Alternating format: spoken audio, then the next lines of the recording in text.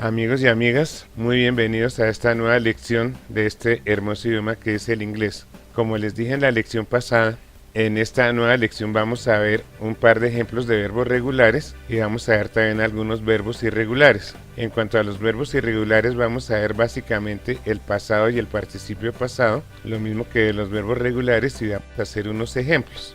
Vamos a ver la diferencia entre el presente, el pasado y el participio pasado de los verbos. En inglés, lo mismo que en español, el presente significa una acción que hago. Yo necesito, yo pregunto, yo juego, etc. Mientras que el pasado es una acción que ejecuté, necesité, pedí, jugué, etc. Obviamente el pasado se acompaña por palabras como ayer, el año pasado, y es un concepto claro en nuestro idioma, es igualmente claro en inglés. Les voy a explicar un poco también en qué consiste el participio pasado o presente perfecto, que también se llama en español.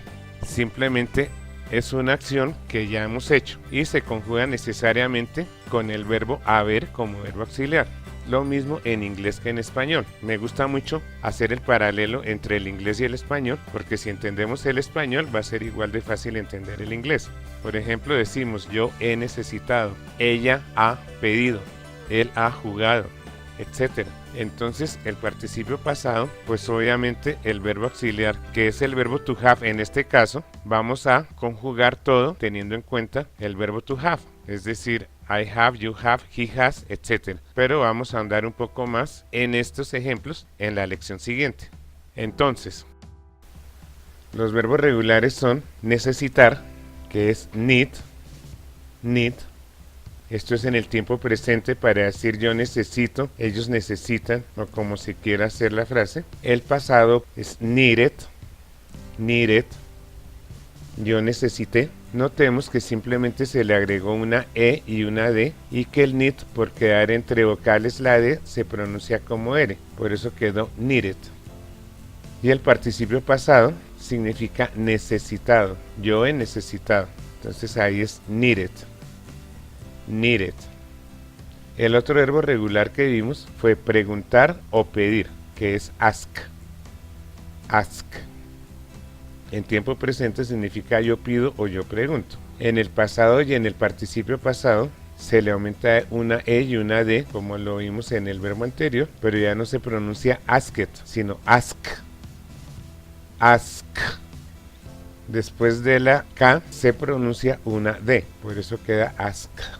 Voy a hablar sobre otro verbo regular por excelencia, que es el verbo play, que en infinitivo quedaría to play. Igual que todos los verbos en infinitivo, se les antepone la partícula to. Entonces, en la tercera persona del singular, el verbo jugar, igual que el verbo preguntar o pedir, aumentan una S. Queda he plays, she plays, it plays. Igualmente en el pasado o pretérito y en el participio pasado, aumenta la ED, que es played y played. Notemos que vamos a hablar sobre otro verbo que también es por excelencia un verbo regular y termina en ye también, igual que el verbo jugar. Este verbo es el verbo estudiar, o sea, study.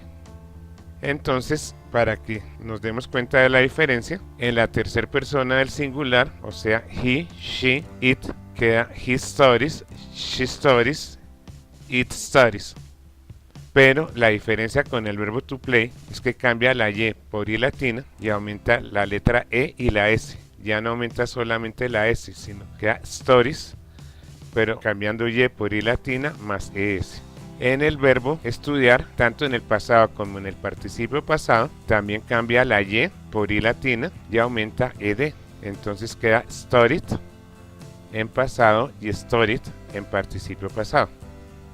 Los verbos irregulares que vamos a ver son ver, que en el tiempo presente sí, en el pasado y en el participio pasado es so.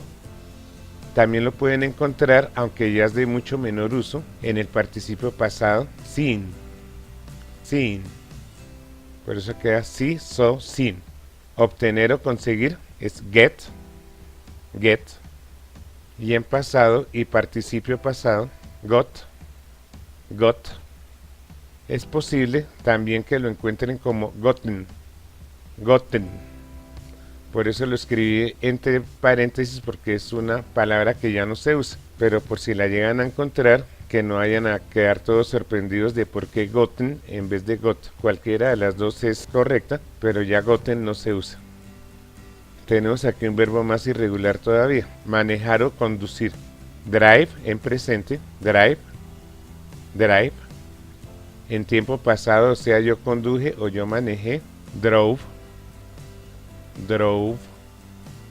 Y en participio pasado, o sea, manejado, driven, driven. Haber o tener en tiempo presente es have, have. En pasado y en participio pasado, o sea, tuve o hube. Y participio pasado, habido o tenido, es had, had. El verbo conocer, meet en presente, meet. En pasado y en participio pasado, met, met. El verbo venir en presente es come, come. En pasado, came, came, o sea, vine. Y en participio pasado, o sea, venido, come, come. Notemos que el presente y el participio pasado es exactamente lo mismo. La única diferencia en el participio pasado es que en tercera persona del singular, o sea, he, she e it, no va a aumentar la s en la tercera persona del singular. Otro verbo que vamos a ver en esta lección es oír. En presente, hear, hear. En pasado y en participio pasado es exactamente lo mismo, heard, heard.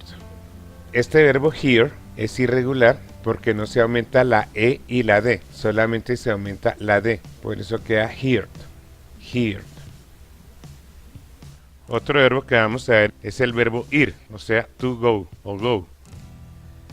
En el caso de go, es muy importante que notemos que en la tercera persona del singular no aumenta la s. Pasa exactamente lo mismo que con el verbo to do. Y con el verbo to go no aumentamos en la tercera persona s, sino es. He goes, she goes, it goes.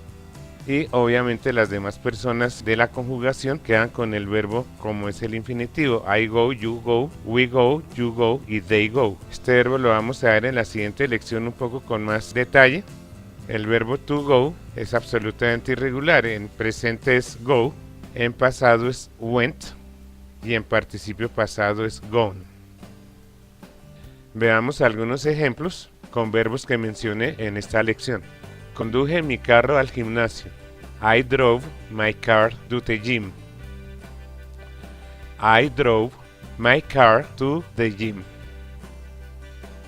He jugado buenos partidos de fútbol esta semana. I have played good soccer games this week. I have played good soccer games this week. En esta frase comenzamos a utilizar el participio pasado con el uso del verbo to have como auxiliar. Este tiempo lo iremos profundizando en lecciones posteriores. Escuché el concierto de Juanes en México anoche. I heard Juanes' concert in Mexico last night.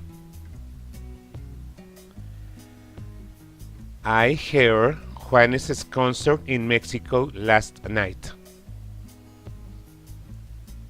En la frase, simplemente para decir anoche decimos la última noche, o sea, last night significa anoche.